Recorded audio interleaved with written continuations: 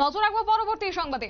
BJP সরকারের ভাবমূর্তি নষ্ট করতে চাইছে বিরোধীরা, তাও আবার বিধানসভা থেকে শুরু করে বিভিন্ন মিছিল মিটিং এ নাকি অপপ্রচার করছে এবং সংবাদ মাধ্যম দ্বারা নাকি অপপ্রচার করা হচ্ছে, এমনই অভিযোগ এবার সামনে এসেছে।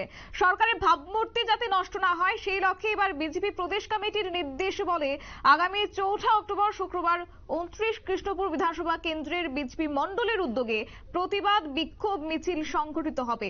এই বিক্ষোভ মিছিলকে সাফল্যমণ্ডিত করার জন্য 29 কৃষ্ণপুর বিধানসভা কেন্দ্রের বিজেপি মণ্ডল কার্যালয়ে শক্তি কেন্দ্র, বুথ কমিটি এবং বিভিন্ন কমিটির প্রেসিডেন্ট এবং কর্মীদের নিয়ে আজ একটি সাংগঠনিক সভার আয়োজন করা হয়েছে।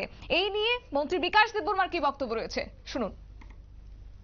শক্তি কেন্দ্র, তারপরে বুথ প্রেসিডেন্ট সকল উপস্থিত আছে, সবাইকে নমস্কার। আজকে আগামীকাল আমাদের রাজ্যের মধ্যে, সারা ত্রিপুরা রাজ্যে সব মণ্ডলের মধ্যে এক সময়, একই টাইম, একই সময় 4 তারিখ অক্টোবর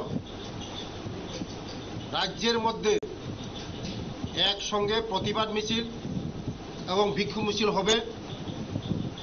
তার জন্য আজকে আমাদের এখানে বসা, মণ্ডলের মধ্যে বসা।